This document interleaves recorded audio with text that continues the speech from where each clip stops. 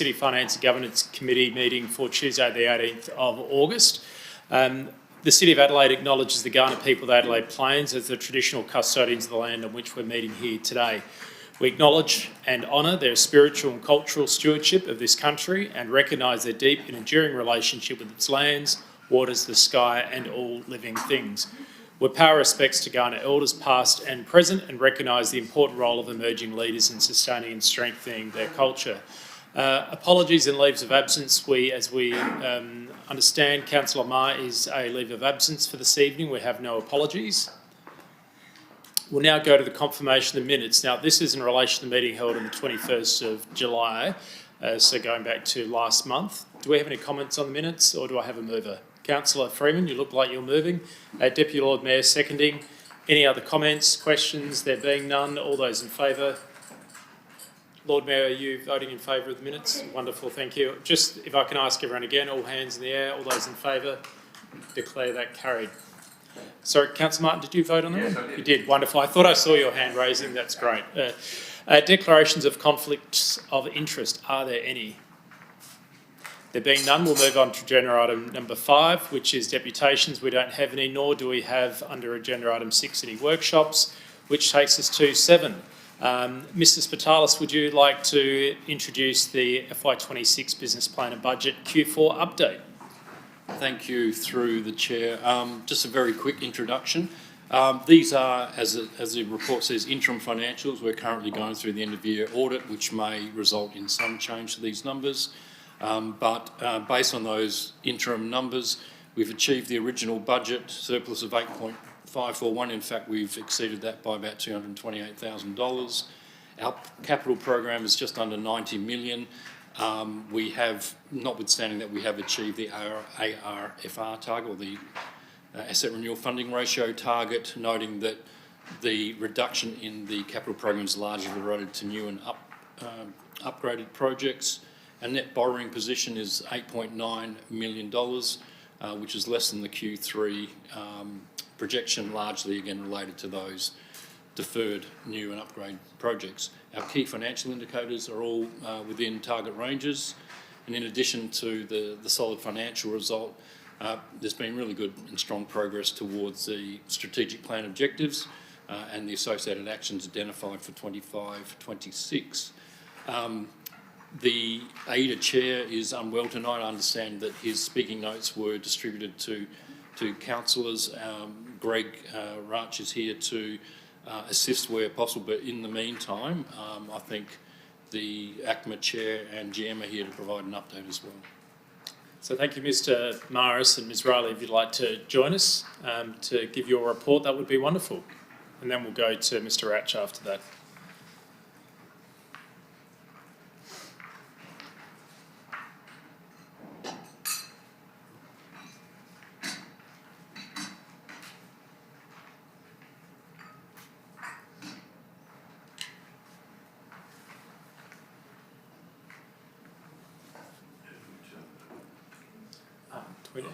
Good. Thank you. Good evening, everybody. It is my pleasure to present the Adelaide Central Market Authority Quarter 4 report, and I mean a real pleasure. Overall, it was a very positive quarter for the market. We delivered strong operational and financial performances, achieved significant recognition nationally and internationally, continued to attract visitors to the city, engaged the community through busy programs of events and activations. Substantial progress towards opening of the market during the time that we've just been through and going forward for the market expansion. A major highlight this quarter was the Adelaide Central Market being recognised as the #1 food market in Australia and the 3rd best market in the world. I'd like to congratulate the whole team, including everybody around our forum this evening, because these things just don't happen with everybody being together as a team. Obviously, the market team, the Adelaide City Council members and the staff from the Adelaide City Council all contribute. But I must say one thing. I want to say thank you to our traders who obviously put on a very, very good performance, and they give supply to our customers day in and day out. That's a great thing. Just get back to my position. That generated extensive local, national and international coverage and reinforced the market's position as one of Adelaide's most important cultural and tourism assets. ACMA presented a strong program of marketing and activation throughout the quarter, including Easter school holidays, Gather Round, Tasting Australia, National Reconciliation Week and Make Music Day. Leasing performance remained strong with 97.2% occupancy. In today's climate, financial climate, it's unbelievable. I am absolutely pleased to come and report that to you. Occupancy for the last period, 12 leases renewed, secured from the 14 that expired, and 1 new lease executed.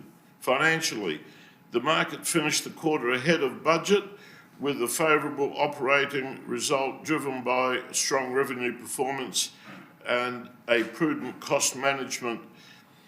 Importantly, this represents the 3rd consecutive year of delivering a financial surplus whilst continuing to invest in strategic priorities and future growth opportunities. Market expansion, operational readiness also advanced significantly with key milestones achieving a wayfinding digital mapping and furniture procurement, people counting systems and arts and cultural programming. There has been a lot of work that we just don't see in getting ready for the opening of that new market. It's going to be the biggest market in the Southern Hemisphere. It's just congratulations to you. It's your asset and it's doing very well. And looking, by the way, I'm told, this is, of course, my views already acknowledged, but I'm told by a lot of people that I see at the market, people I do not know how beautiful they think the new market and the extension is looking. So, well done. Thank you. Thank you, Mr. Morris. Oh, sorry, you're still going with the report? Just a little bit more. You're going to put up thank with you. me. I won't keep Members you all night. are eager with questions. Significant progress was made with the market expansion and leasing, including the announcement of a second group of 10 future traders through an exclusive June media campaign. This continues to build positive momentum as we move towards the fit-out phase. While some risk remain, particularly, as you know, around the fit-out costs. Now, things have gone up and people, tenants, small businesses are finding it very, very hard to make ends meet, and costs have gone up everywhere. You're aware of that. And our tenants obviously are feeling it. The broad economic uncertainty is not good. I must say that what's very noticeable is that the disposable income of mums and dads has diminished, and people are looking at every price that they go near, every item, and they're doing the same in shopping centres or supermarkets, and obviously they're doing it at the market. And bargain time is now really looked at, okay? In summary, overall core business is strong and meaningful progress towards the market expansion. We conclude the financial year with a positive position and look forward to an exciting fit-out period ahead of us as we prepare for the expansion accelerates, but I'm not sure how acceleration goes, but anyway, we're accelerating, let's put it that way. One thing I would like to add, and that is this: as far as city icons are concerned, it's doing well, it's full of people, the public is being serviced, the entertainment is there. I'm very proud to be here this evening talking about all of the attributes that the market has, but it's got one thing that I can't just walk away from. We keep on keeping on in getting people back week after week after week after week, and it's amazing how many faces you just learn to acknowledge when you, I don't know who they are, but hello, hello, hello, hello, and they're all very happy. Thank you. Thank you, Mr Morrison. It was good to see you along with many other traders at the recent civic event. I think I missed the photo opportunity, but I know the number of the other elected members were there. We have the Deputy Lord Mayor, and then I know I saw some other hands go up as well.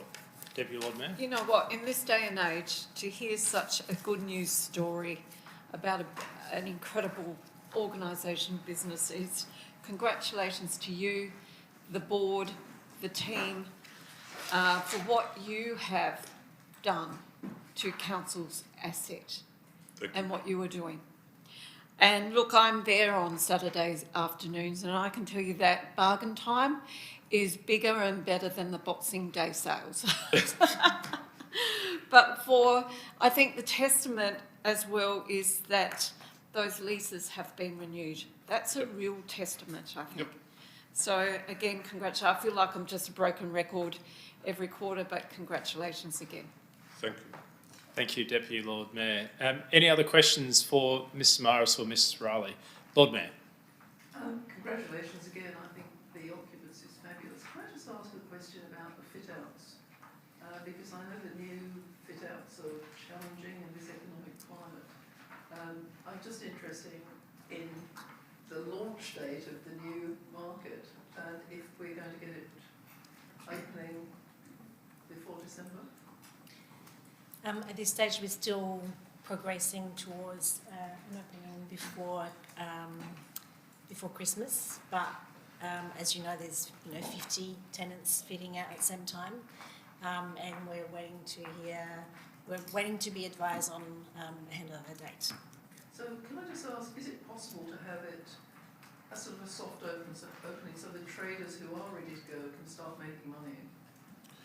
I'll let Mr Philippo explain, but I'll just say one thing. We're trying very hard. We're trying very hard, but the completion is not in our hands. There's a structural company, a construction company, and a developer. Please. Through the chair, the project team's working pretty hard to join up what is a significant different set of uses, from residential to office to retail to the hotel, and they're all linked via some pretty complex community titling schemes, and all of those schemes, including the way in which the basement operates, are still being negotiated to make sure that when that does get resolved, that council's assets are protected and the cost that council inherits as a function of being part of that broader scheme is consistent and fair and equitable. So that's creating some concern as to how we're moving forward with that, but that has to be resolved before tenants are able to get in, and then we're still working through exactly what the tenants need, working with the team at the central market to see what the tenants need in terms of their servicing provision. So a lot happening behind the scenes, and we're hopeful that we can move forward pretty quickly to resolve it. You've asked a specific question about an opening date. Can't answer that right now, but we're working towards making sure that the opening is absolutely representative of the stature that this project brings to the city. Through the chair, in the meantime, like Mike alluded to, we have a huge amount of work to be done with tenants, and we're progressing that very well in terms of design which we review, approve, and then they have to do works on their side to, recruit and engage builders and fitters. So all of that is progressing. Thank you very much. Through the chair, we're 72.5% leased in the new section. Go on. So, Ms Riley, can you confirm that, 72.5%? it's the leasing, we could have had 100% leased. We have not done that. And the reason that we haven't done that is that we're not going to put anybody in. We're only going to put in food, and they have to be a good trader, because at the end of the day, if you put one bad egg in, the lot spoil. So we're very cautious, but 72.5% there. Locked away. Thank you. Any other questions, members, for Mr Morris or Ms Riley? Councillor Cabada. Thank you. I know we had a tour start of the year. I was wondering if we could get another tour before the market's finished sometime later this year, before the opening. So that's a question about the toilet? No, the tour. Tour, sorry. A tour. I think I wasn't the only one who perhaps had misunderstood that. Are we able to have another tour at some stage? We can definitely have another tour. Even possibly once we start fitting out, I would prefer not to, only because it's going to be so congested in the market. But in the next few weeks, absolutely we can organise that. Great. Thank you. Wonderful.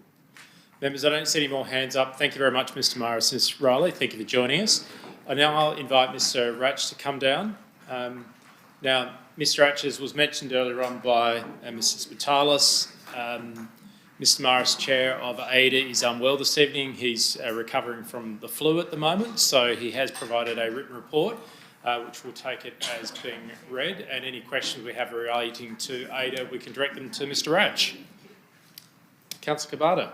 I just wanted to say, on the weekend I went to Rundle Mall on Sunday and I saw the markets that were on, and I thought that was fantastic, and I would say you guys are doing a good job and would love to see more of the market sort of activities through Rundle Mall. I think it activates it quite well. Thank you, Councillor Cabada. We'll take that as a comment. Deputy Lord Mayor. Yeah, I mean, I'm in Rundle Mall all the time. I boost the economy. But I have noticed such an increase in people in the mall because of the birthday celebrations. There's so much activity. So you guys are doing a fantastic job. I do have a question, just inconsistency in the pack. The main report states that the city provided AIDA with a 8.07 million. However, your report, your quarter four, says 8.7. Am I reading that incorrectly? Sorry, Or is that a typo? where are we looking there? Sorry, Councillor. Okay, I have to find it. It was just when I went through it, I picked up there was just an inconsistency in the amounts. Paragraphs 18 and 19. Yeah, look, Deputy Lord Mayor. Yes, I think that would be a. Just a typo? I think it would be. Which one's correct? Through the Mr Vitalis can assist you. through the chair, I believe there is a reference to 8.7 and 8.4. The 8.7 is the appropriation of funds, so the money that we provide AIDA.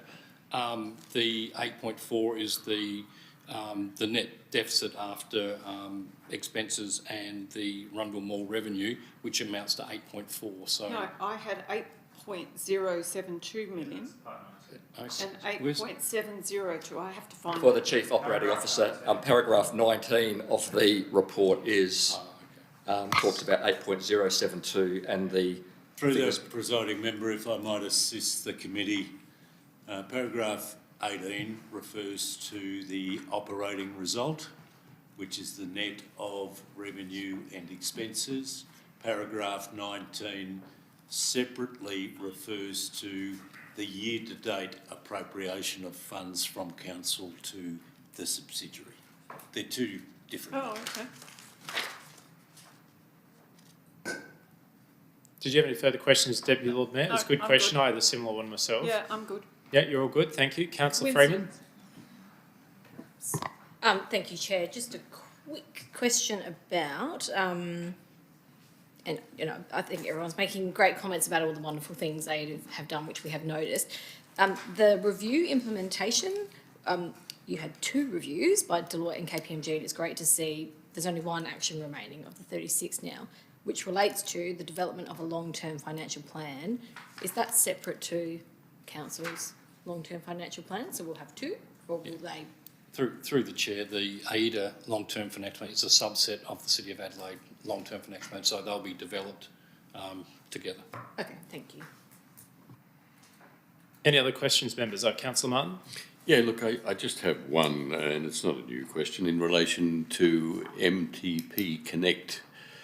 What is the allocation of AIDA to MTP Connect?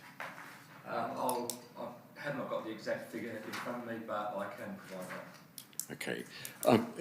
And look, where that's going is, and I've raised this before, NTP Connect is now called Auxcelerate, which is an organisation based in Melbourne, which makes grants to science organisations for conversion of ideas into commercial realities or projects.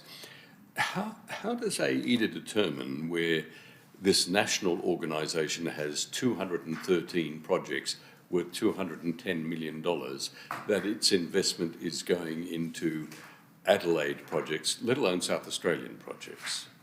Thank you, and through the presiding member, the grant to MTP Connect, I still call it MTP Connect, was made through the competitive funding process through the Strategic Partners program.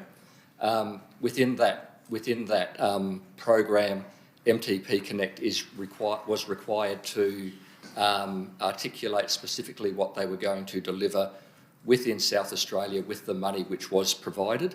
They were required to have a breakdown of the budget, and they were also required to report annually back to AIDA on their achievements or delivery against their project plan that they said they were going to do, as well as equip the funds that they've been received. Well, that's good to know, but then that retrospective accounting is great, but how do we ensure that the City of Adelaide is getting benefit? Because I know that some of these projects are not in the City of Adelaide. How do we ensure that we're getting value for the money? The companies that participate in the program that we are funding are required to be resident within the City of Adelaide. Okay, thank you. Thank you, Councillor Martin. There are no further questions from what I can see, so we'll say thank you very much to Mr Rapch. Thank you for joining us this evening. We'll now return to the majority of the substantive part and see if there are any questions for Mr Spitalis on the remainder of the paper. Councillor Freeman. Yes, thank you, Chair. I had a couple of questions about the capital budget. I guess, first of all, so it appears that we've done a really excellent job of renewals, with 92% of the budget allocated spent. Strategic projects is similar at 85%. It's the new and upgrade where we haven't been as successful. I think only 68% of the allocated budget has actually been committed. I'm curious, and I understand that the council decisions probably played a part in that, but is there a theme emerging as to why we are so underspent at the end of this last financial year, sorry? Through the presiding member, I would refer the committee members to page 42 of the attachment A, which details the annual summary for the new and upgrade program. At a high level, we delivered a spend of 25.2 million against a budget of 42.4. That's a variance of about 17.2. Importantly, there were 21 projects that did not record a spend. They had a total budget of $6 million, so take the 6 off the 17 to start with. they are projects that were incorporated in the new and upgrade program as part of the Q3 budget adjustments, and we would fully expect that they will carry over into 26-27. There were a further 37 projects in progress, so underway but not yet practical completion, which contributed a variance of in the order of 9 million. You can see where I'm going, Councillor. 6 plus 9 is 15. That's the substantive element of the variance, subject to Council's consideration in terms of Q1 adjustments. They'll carry forward, but I do note that we had 28 projects that reached practical completion within the budget parameters, so they are effectively savings. Great, thank you. That does answer my question. I was curious, given we're talking about the long-term financial plan next, what the reasons might be and whether it was an anomaly or not. The second question I had about the capital budget is I did notice that of projects we did deliver, particularly those that were in the build and construct stage, there was quite a few of them had a significant increase in the budget from what was budgeted, about 50%. For example, the library, visitor centre, park 17.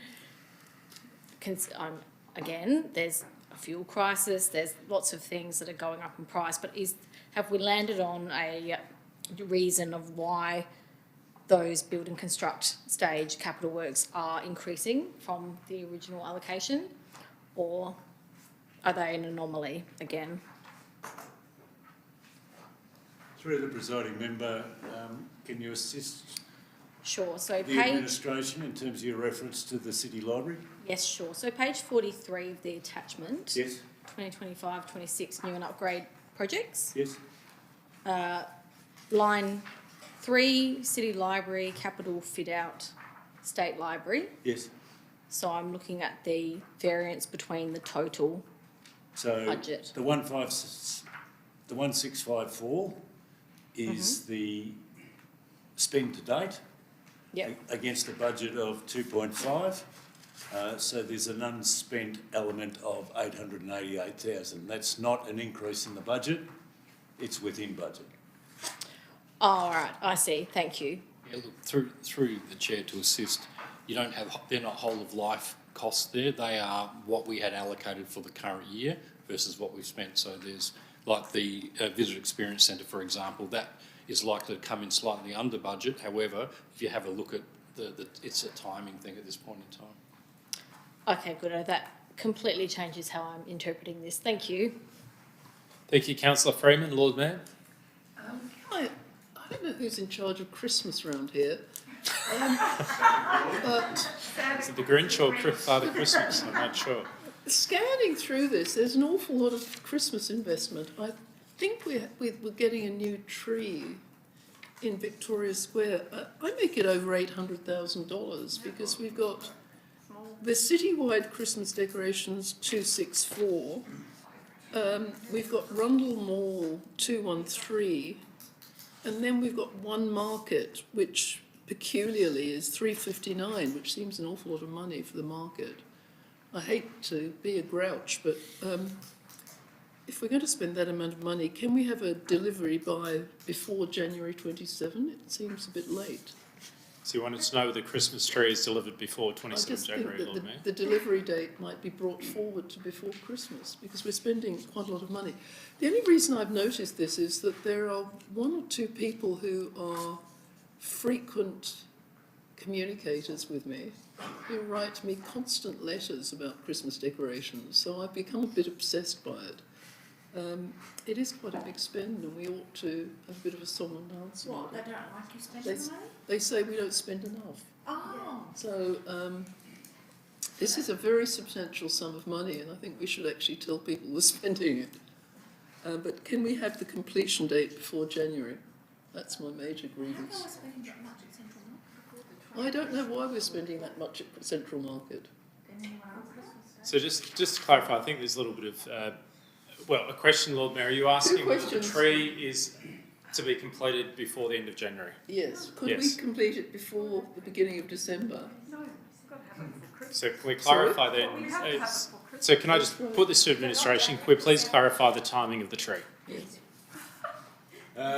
Mr Gooch, could you please clarify our expected completion date for the installation of the new Christmas? Certainly, and thank you for the question.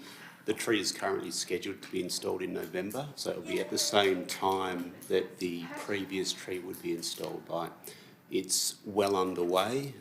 We have cleared space at the depot to receive the shipping containers that the tree will come in, and when it has arrived, it will be test erected in the depot before being installed permanently. For it looks like a tree. Christmas tree. So we've confirmed it does look like a Christmas tree, and it will be erected in the Thanks for depot the in question. September. Is it just full of lights or does it have It's full of lights and it's full of decoration, so it's a tree that will be Day and night. yes, more appropriate for a daytime activation than the current tree is. Did we get to see a picture of it? Yeah, we can provide a picture. That would be great. Perhaps we might even offer a tour when it's available. Councillor, sorry, I thought. have a question in regards to the market, what the spend is. 350 something. Yeah, through the chair, there is a coordinated approach across the entire city for Christmas, so it's not just the tree. As well. AIDA has some spend that it undertakes on Rundle Mall. The City of Adelaide across the city has spend as well, and that is the allocation this year for ACMA. What I can do is provide an undertaking to break that down a little better, but also to show what we have spent in previous years as well. Thank you. Thank you, Mr Patalis. I have Councillor Martin, then Councillor Snape. Councillor Martin, we're with you. Yeah, look, I have a couple of questions, but may I just say that I think that every penny we spend on our Christmas decorations is worth it. They have looked terrible for decades. They are improving dramatically. So I endorse all of that. Look, there is and it goes to Capital Works, there's a reference at paragraph 2.12, and it's fleshed out in the public report about progress on main streets. In light of the very public criticism of the Treasurer, Mr Koutsantonis, about our lack of inaction in respect of main streets and particularly Hindley Street, it would seem that there is no progress identified other than speaking with utility providers. Has there been any other progress which is not reported in this document that we should be aware of? Question for the administration. Any other progress in relation to Main Street revitalisation? Through the presiding member, next Tuesday there is a confidential CEO briefing in relation to all matters to do with Hindley Street, and we're hoping to be able to provide some further and better advice as part of that briefing. Thank you. Is Mr Koutsantonis involved? No.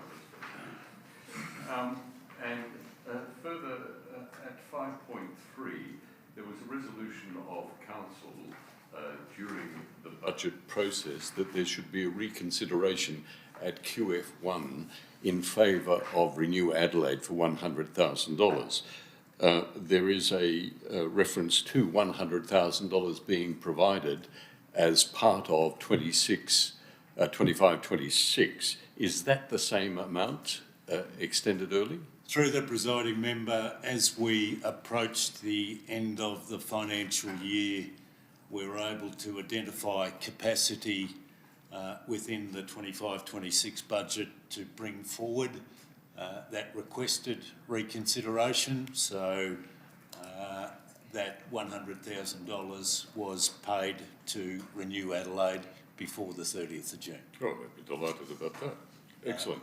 And one final question. Thank you, CEO. There's reference at 4.2 to an adverse outcome at at 4.2 of $1.3 million for golf. What golf is that, and what is the nature of the adverse outcome?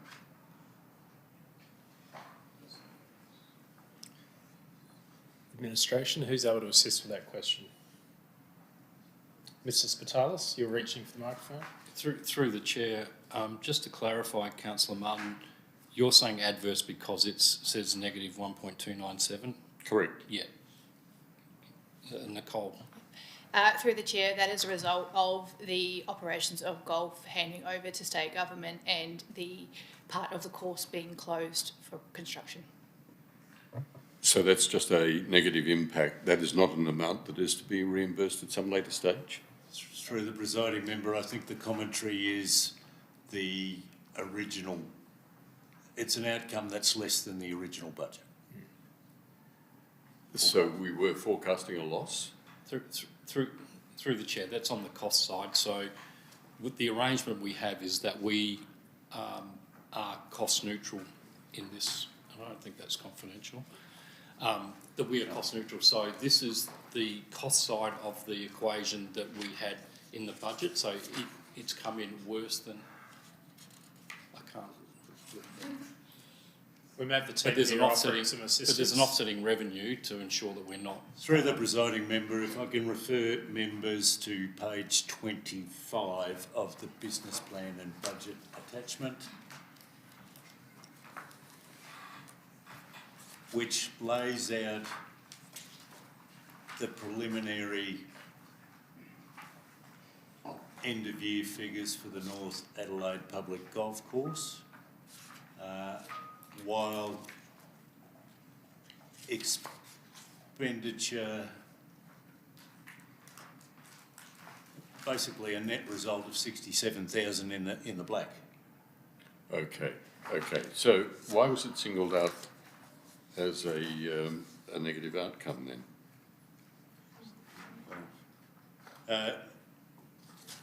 It's a reference to the revenue being less than the budgeted revenue, noting that the expenditure was less than the budgeted expenditure. Thank you very much. I understand. Thank you. Thank you, Councillor Martin. Have Councillor Snape, then Councillor Cabada. Thank you, Chair. Mine's a quick one, following on from the Lord Mayor and Councillor Curtis's Christmas comments. In the past, residents of Southwold have noted that the beautiful Christmas decorations that we have coming down from North Terrace to Victoria Square do stop at Victoria Square and haven't continued down King William Street into the south of the city. So with the exception of the Whitmore Square lights, which are facilitated by the City South Association, is Christmas coming to the south of the city? The South Pole. Mr. Spitalis, is Christmas coming to the South Pole? Is there going to be expenditure in the south half of the city? Through the presiding member, Council has previously endorsed a Christmas action plan for the whole of the city. We'll undertake to provide some further advice based on that endorsed position. Thank you, CEO. Are there any other... Councillor Cabada? I just want to move it. Councillor Cabada would like to move it. It's seconded by the Lord Mayor. Any other comments? Would you like to speak to the motion? No. Lord Mayor, no. Any other comments? No. Summed up. Put that to the vote. All those in favour? Declare that carried unanimously. Thank you, members. We'll now move on to the long-term financial plan. Mr. Spitalis, we're back to you, agenda item 7.2. Thank you. Just a brief introduction. This is the annual update to Council's long-term financial plan, following on from the previous advice around assumptions and principles recently presented to both the committee and to our Audit and Risk Committee. There has been no material change from the long-term financial plan last year, apart from this iteration sees the base year updated to reflect the 26-27 business plan and budget that was recently adopted, and then that is used to extrapolate over the 10 years based on applying those assumptions to that base. Indexation and interest rates reflect the latest available information that we have from third parties. Of note, all key financial indicators are within target, except for the cash flow from operations for 2 years where we have where we are funding those significant renewals, the bridge and the weir, fully from without any at this point in time any assumption that we're going to get external funding to help us with that. Should we do that, those numbers will turn around. But effectively, the City of Adelaide's financial sustainability is projected to be maintained over the next 10 years. You will also note that the debt-related key financial indicators begin to reduce in the last 2 years of the plan after peaking around 2033-34. We also undertook some sensitivity analysis to show the impact of if revenue is not keeping pace with expenses and the outcome on our 3 key financial indicators. And we also did some sensitivity analysis on securing some external funding for those significant renewals and the positive impact that can have. Just in closing, we did present this to the Audit and Risk Committee last Friday on the 14th. The committee endorsed it, and I just want to share, because these minutes haven't been printed, haven't been released yet, that they endorsed the long-term financial plan and provided the following feedback: that the key financial indicators over the life of the plan are within appropriate target ranges, that the level of borrowings peaks in 2034-35, reflecting the necessary investment in significant renewals related to Adelaide Bridge, Torrens Weir and Rundle U Park, that the need for financial discipline over the life of the plan will be important to long-term financial sustainability, including project prioritisation, affordability and long-term debt management. And the last piece of feedback was that Council consider amendment to the operating surplus ratio range from 0 to 20% to a revised target of 3 to 20%, which reflected the discussion that took place in committee. Could you repeat the last bit, please? That Council consider an amendment to the operating surplus ratio range from 0 to 20% to a revised target of 3% to 20%, which was a discussion item at the committee when we talked about the assumptions. Okay, thank you. Members' questions? Councillor Keros. I'm just wondering how they can say that and endorse that when in 2030... Microphone. I'm just wondering how they can endorse that and say that when in 2031 we get ourselves in a bit of a pickle. We don't have any contingency plan at all in regards to what's going to happen in those years. I mean, I don't understand how we can put the praises and say how great everything is when we're heading into a bit of a... Yeah. So is the question, is there a contingency plan in 2031, or you're making the comment, Councillor Keros, that there isn't? I think it's a comment. I think it's a comment. I'm just clarifying. Really? Thanks, Councillor. I just find it very difficult to give all the an audit and risk committee to be able to say everything's tickety-boo when it's not really. Well, we're with Councillor Keros, so it's a... I just think that Councillor Keros. we're putting the future council into a bit of a pickle, and I don't think that having no contingency plan or any consideration on what is happening in the future. I think I'm a little bit fearful as a ratepayer, as a business owner, as a resident. I'm fearful of what the future holds. Can I just clarify before I go to Councillor Snape and Councillor Martin? So my understanding, Ms. Spatalis, is that there is buffer that has been outlined throughout. I haven't that is requested for any clarification. Oh, it's okay. I'm requesting clarification. That's okay. I'm chairing Councillor Keros. I'll request it. Can we just clarify, is there buffer that is built in? I'm not asking you to enter the debate. I just want to clarify because I'm sure I've read that. Yeah. Through the chair, there is buffer, but not in relation to those significant renewals. That buffer is there as part of the entire long-term financial plan. But the long-term financial sustainability of the council is not just something that happens in 1 or 2 years. We look at that in terms of what happens over the entire 10 years. And occasionally you will move in and out of some of those target ranges. But on average, over the life of the 10 years, the projection is that we are maintaining sustainability. Thank you. Excuse me. Yes, I don't Councillor want to Keros. enter a debate with administration, but I mean that's a big bold comment when you're saying also that we've got problems with major infrastructure and that we're relying Point of on... order, Chair. I'm happy to move the item if we're going into debate and commentary, not questions. That's fair call. So I think we'll do that because obviously there's a desire to make comment. So you're moving it. Do I have a seconder? I have that seconded by Councillor Martin. I'll come back. Did you have further questions, Councillor Couros? No, I've been gagged, that's all right, thank you. No, you haven't been gagged. Do you have questions, or would you like to make a comment? Look, Not the case at all. Look, point of order, yes, Chair. Councillor Martin. Point of order, Chair. We have a councillor here who is labelling a normal procedure of council, that is to begin debate once an item has been moved, consistent with the meeting procedures, is calling it a gag process. Now, that is a derogatory or an attempt to be derogatory of both the people in this room and the council procedures.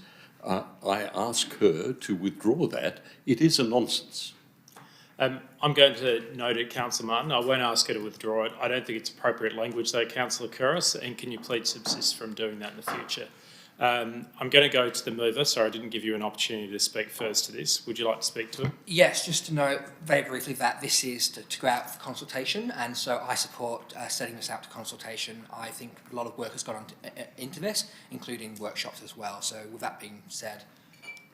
Great, thank you, Councillor State. Councillor Martin. Look, can I just ask a question first? Around page 115, we talk about Adelaide Bridge planning, and in the consultation papers, we say that we expect as a consequence to be able to allow 75% of the SM 1600 load.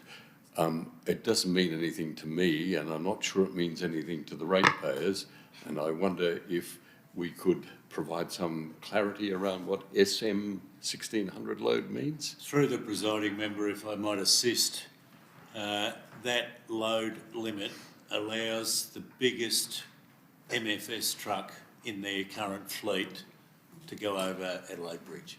I guess what I'm saying is that's a really helpful descriptor, and it would be good to include that rather than SM 1600 load in the public. All right, so we'll make an amendment to refer to the tonnage that would be provided. I think that'd be I think it's about 14.5, but don't hold me to that. No, that'd be great. That'd be great. Yeah. And I wonder if the administration could advise what was the increase in rate revenue from new development in 25-26? Increase in rate revenue percentage. What was the actual? Yeah, I can see the team is looking this up, Councillor Martin. Trying to lip read here, it looks like 1.4. Perhaps we can take It was about 1. It was just that under 1.4. 1.5. It was 1.4 around about, but we can confirm that. And therefore that is the basis for the calculation for the long-term financial plan in front of us. Yeah, through the chair, that increase in rate revenue then becomes the new base for subsequent projections. Thank you. Thank you, Chair. Look, I will speak to this if I may. Look, this is a responsible document. It has been endorsed by the Audit and Risk Committee. Unlike all of us at this table, they are immensely qualified to make assessments of financial documents. They have made an assessment that all of the indicators that apply to local government areas throughout South Australia are met by this document, even though at a point in that plan around 2030, borrowings increase, but never above the measure that is required by recommendations of the Local Government Association and indeed one would have thought ISCOSA. It is, and I've heard this in this chamber for a couple of years now, and I use the very old English word, which is entirely appropriate.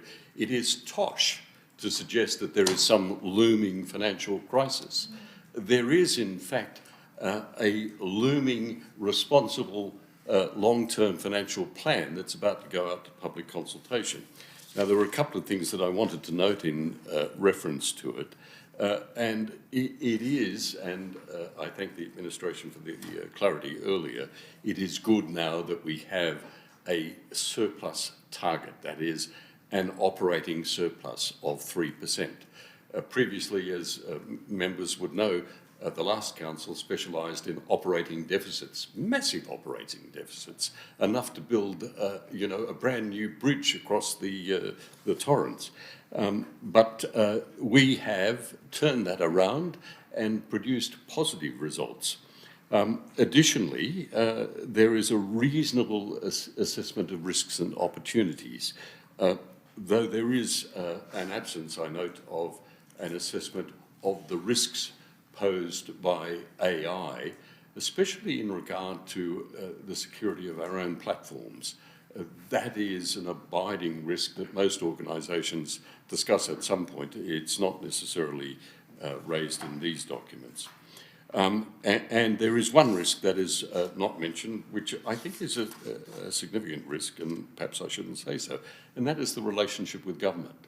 I mean, we've been through the most torrid time over the last couple of years with the government, which has taken our assets, whether that's a good thing or a bad thing, which has had significant impact on our income and our planning, and continues to occupy a great deal of the time and necessarily money of this organisation. And I think it needs to be elevated as a risk. We need to find some way of dealing with what is a reasonably hostile environment. In conclusion, Chair, I think this is a very sound long-term financial plan and a perfect basis to go out to public consultation. Thank you, Councillor Martin. I have the Lord Mayor, then the Deputy Lord Mayor, then Councillor Freeman, I believe. I just want to very briefly back our ARC. I've been on lots of ARCs and FARCs over the years, finance and risk committees, audit and risk committees, and very often they don't feel independent. They just rubber stamp what goes through and you don't see a lot of argument and fight. But my experience in this audit and risk committee over the last 3 years is that they do interrogate. They're extraordinarily experienced. I must admit, I go to audit and risk committees and I am an amateur.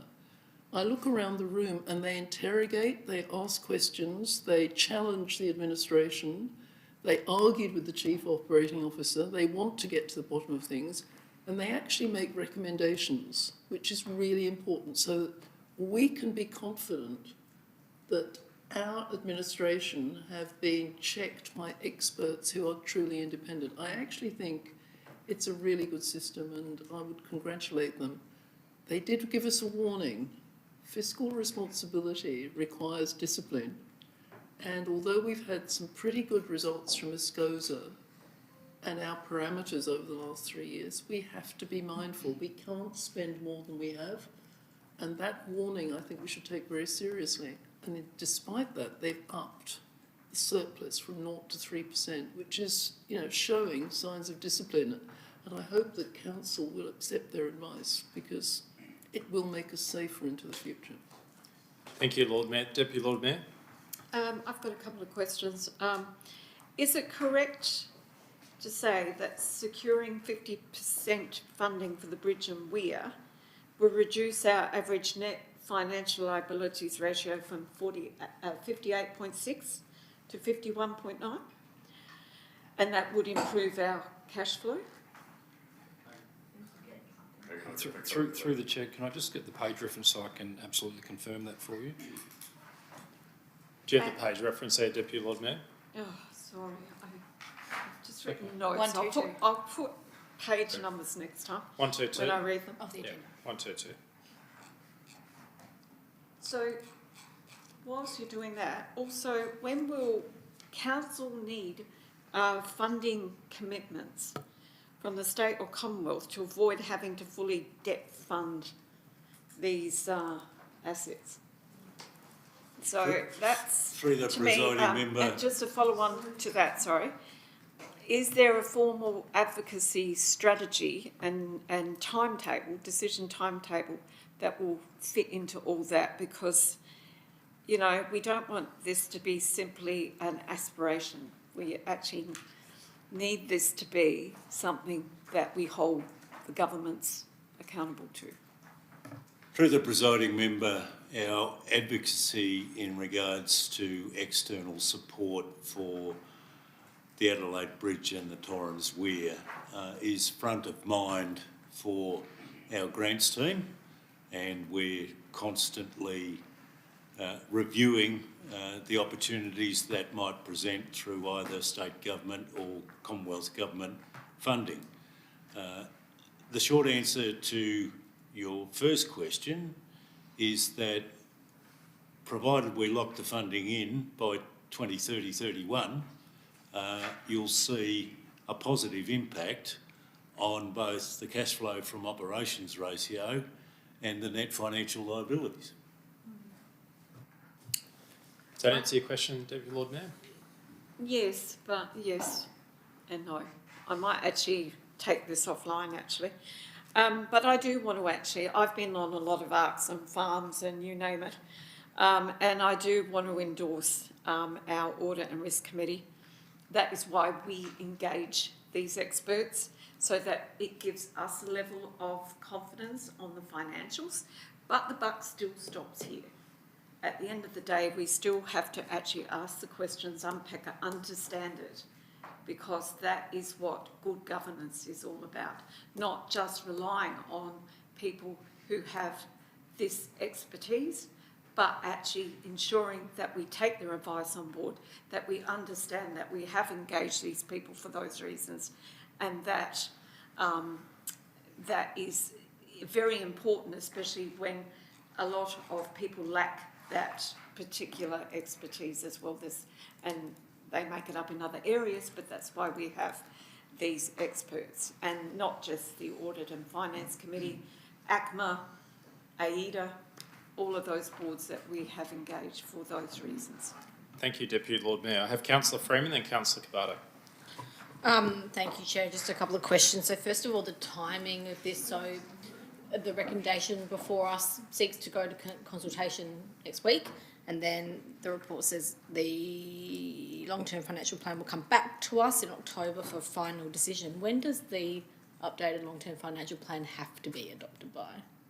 What are we working backwards from? Through the presiding member, there's no legislative requirement in terms of timing other than an annual review. Okay. We have set ourselves a organisational target of completing the update of the long-term financial plan by the end of October. Okay, thank you. Just one other question before I speak to this. In the report, I'm just finding the spot. Sorry, bear with me.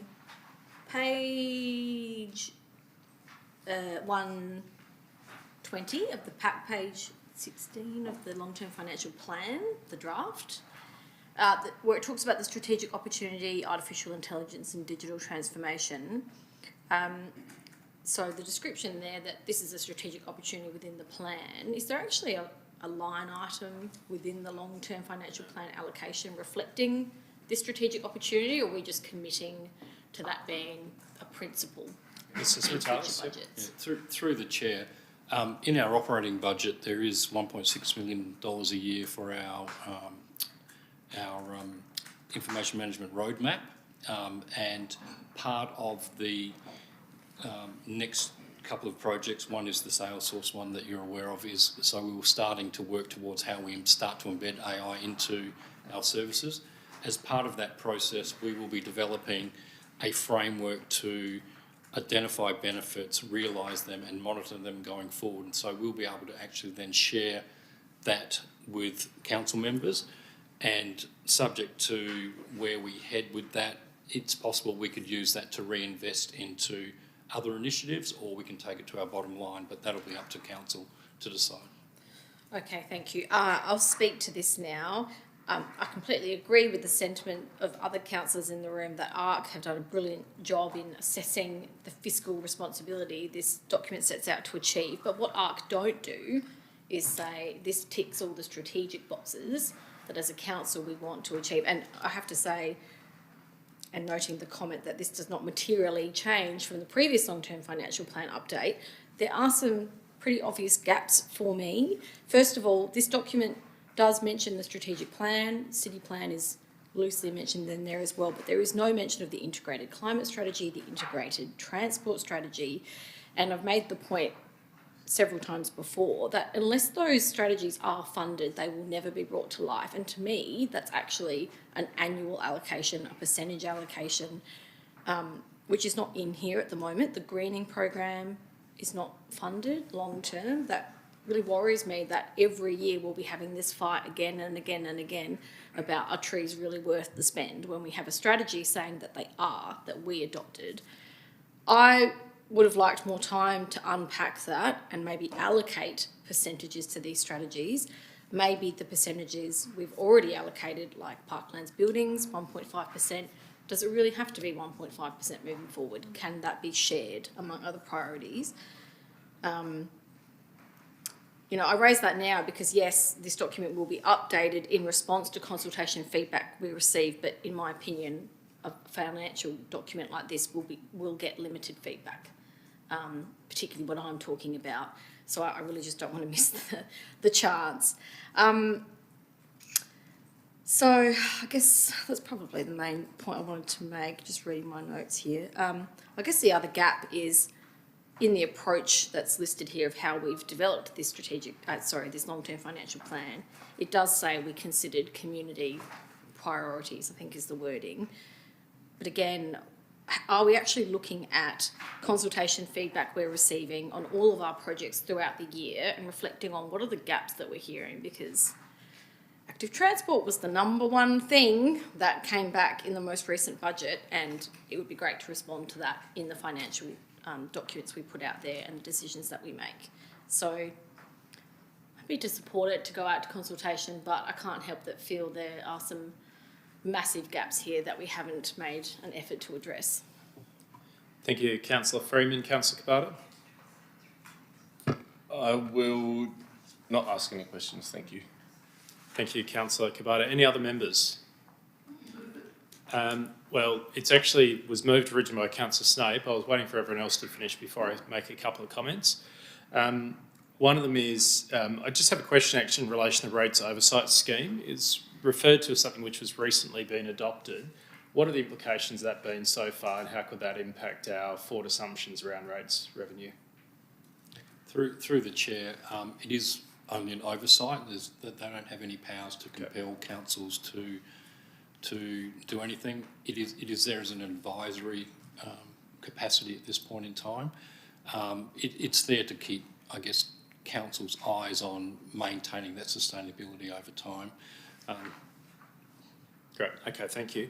My other point is really a comment, and I think this could be picked up in some slight redrafting, is I feel like there is, this is importantly detailed financial document, but there are some important strategic communications messages that are missing from my perspective, which is that as a council, we previous term got through COVID, this term we've been focused on budget repair, but we are facing once in a generation asset renewal, and I think it'll be easy for some readers of this document to get lost in what's a very small number of red and orange numbers in a table later in the document, when the big headline message to me is that we have set this up to tackle once in a generation renewal of assets such as the bridge and the weir. And that message to me, unless you really know what you're looking for, it doesn't come through. So I'd strongly encourage us with the choice addition of a couple of extra sentences to really stress that point in the about this plan section right at the front. So just share that. I think it'd be easy to add, and it helps set the context for what we're really trying to achieve here as an elected body.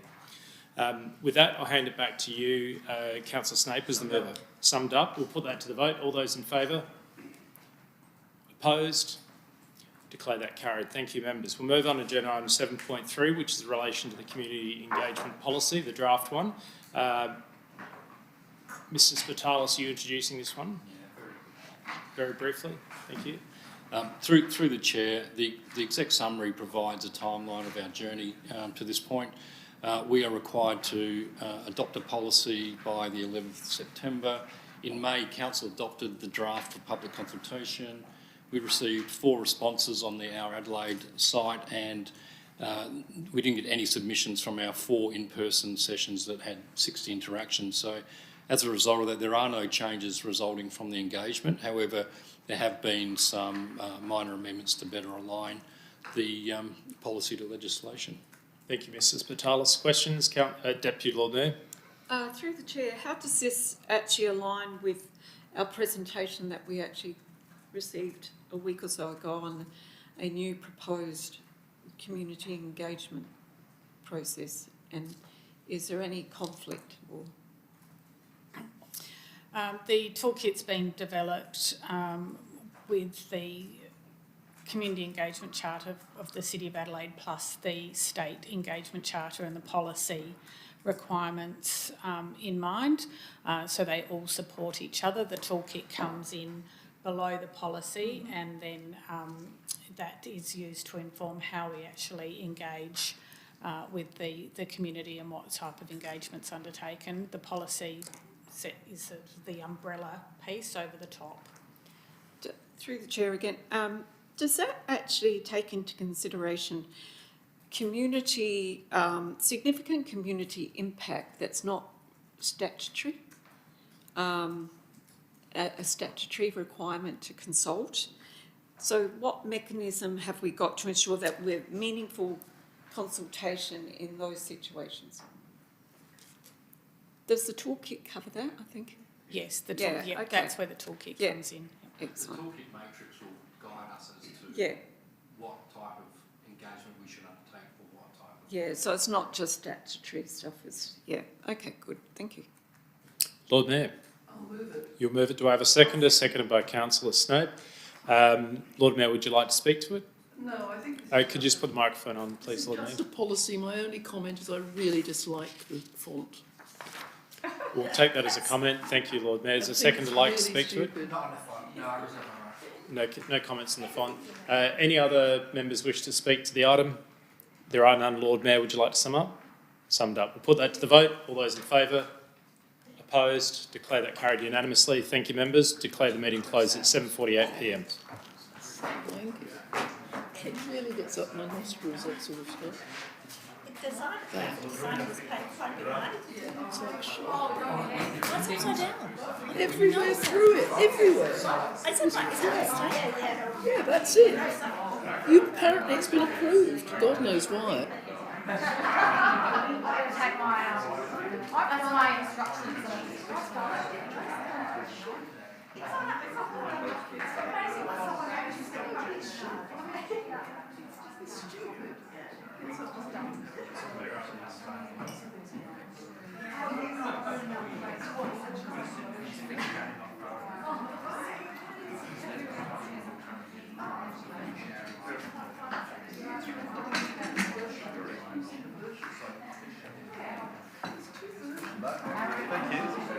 I'm still smiling.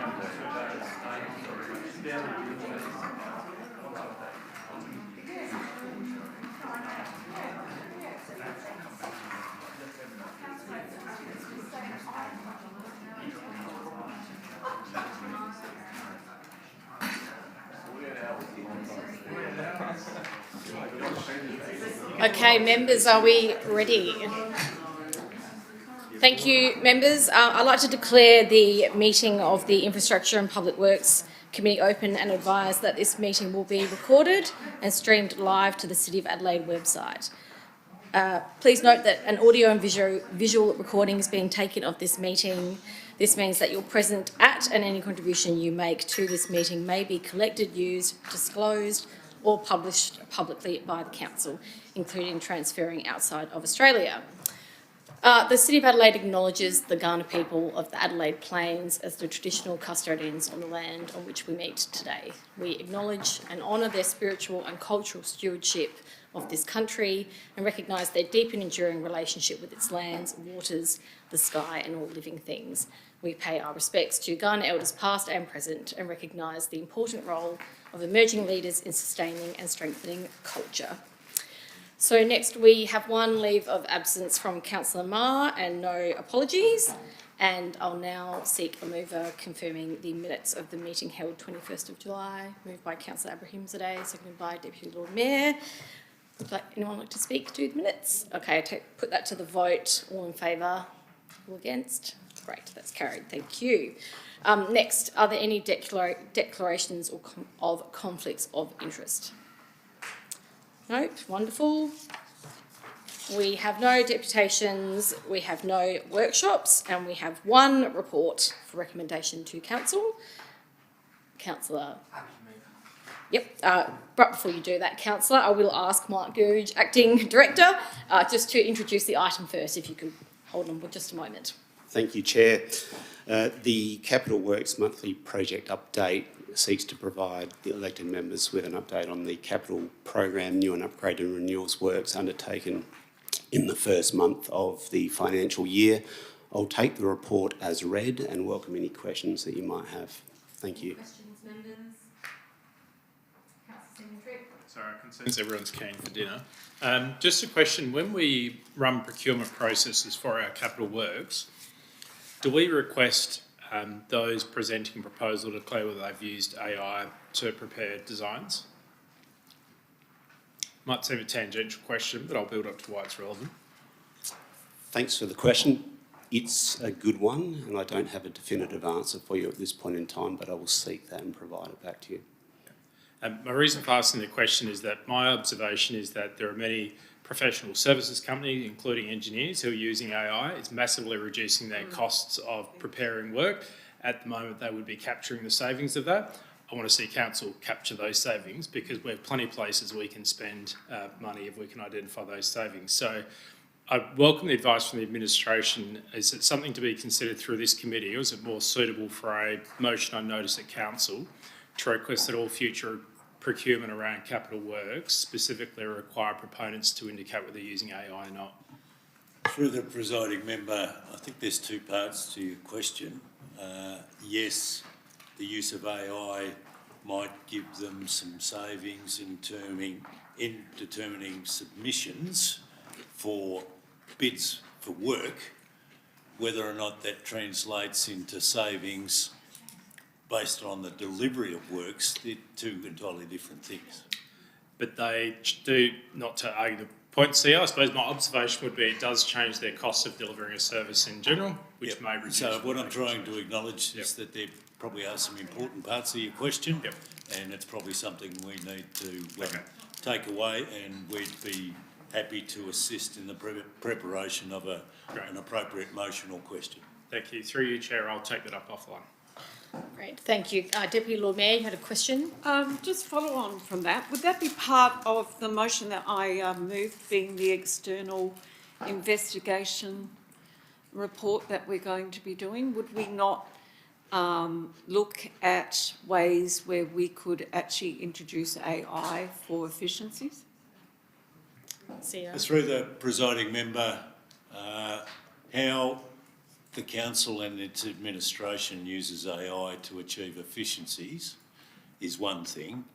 How our external providers might utilise AI to mitigate their costs, as suggested by Councillor Seaman-Street, they're two entirely different things. It's about value capture of the use of AI by others, and that's outside of the efficiency review. I've got another question. We have 247 projects. That is quite substantial. 80 projects worth 21.6 that are still in the concept design, and 167 projects worth 89.7 are in delivery. Very substantial. The report also says that we rely on council employees, staff and external contracts. And that becomes more relevant given that the financial report's finding is employee costs were significantly under budget. And there was a temporary labour backfill that was very high. So I'm just concerned, do we have the internal project management, engineering, procurement and contract management capacity to deliver 247 projects and approximately $111 million plus of works this year? Through the presiding member, I think our track record over the last 3 years attests to the fact that we are resourced to deliver a capital program in the order of $100 million. We've pretty much done so over the last 3 years. The fact that we've been able to deliver those capital works programs and still return an ambitious operating surplus is a testament to the fact that we are right-sized, and if there was ever any concern of your administration, we would come back to you to seek further support through quarterly reviews. And I asked that question to hopefully receive that answer. So thank you, CEO. Thank you, Deputy Lord Mayor. Councillor Couros, do you have a question? I do. Barton Terrace East Road, it's saying nearing completion, improve accessibility, enhance safety for road users, blah, blah, blah. Does that include the safety for cyclists? Is that what we're looking at there? Isn't there going to be some sort of cycle safety addition to that work? Yes? No? Thank you for the question. So we've completed roadworks to Barton Terrace East. Yeah. That includes traffic calming, roundabout improvements and cycle lanes, on-road cycle lanes. Oh, right. So we weren't creating a dedicated cycle turning lane there, or did I get that wrong? I'll just ask Michelle Arbon to provide some additional commentary. Through the chair, it was subject to a grant. So based on the grant of that coming through, that would be a later stage, and then we'd look at the separated bike lanes and further works in that roundabout area. How much is the works to do the off the top of my head with the grant? I haven't got it in front of me, but we can provide that information. I would like to know if you can let me know. And also, can I just ask, where's Phillip Street? There's a tender for a total of 23 trees. Where is that in the city? Yeah, through the chair. It runs between Grey Street and it's west, isn't it? yeah. It's parallel to sort of runs behind the remand centre, the north side of the remand centre. Is there residents there? Is that? Yeah. One to the south of my house. We need trees. I don't go down Phillip Street. Just, Oh, okay, great. I've seen the signs. yeah. Yeah, that's good. That's good. And also, I'm just wondering, what is the update with the North Adelaide Dog Park? So thank you for the question. The North Adelaide Dog Park is, well, we're considering at the moment improvements to accessible parking along the street. Improvements to the paths, the unsealed paths at the moment require new and upgrade funding, improvements to the unsealed paths require new and upgrade funding, which we do not currently have within the capital budget for this financial year. I thought, sorry, I must have lost track. What was my motion? Wasn't that a directive to get that done? Or was it investigate only? I hate that word. I'm not going to use that ever again. We are investigating and we'll be looking for opportunities to bring works into the program. Well, I'm just as feedback, it's really difficult for anyone who has got issues with disability issues or accessibility issues, elderly people with their pets. They just can't get there. It's very muddy, and it's really, really embarrassing that we've got this great dog park and they can't really use it. I just think that's sad. Thank you, Councillor Couros. We'll take that as a comment. Were there any other questions? Does that conclude the questions you wanted to ask? Great. Any other questions? If not, moved by Councillor Snape, seconded by Councillor Kabada. Councillor Kabada, would you like to speak to the recommendation? Any other debate? Great. Well, in that case, we'll put it to a vote. All in favour? All against? That's carried. Done and dusted. In that case, that now closes the meeting. So thanks, everyone. Dinner time.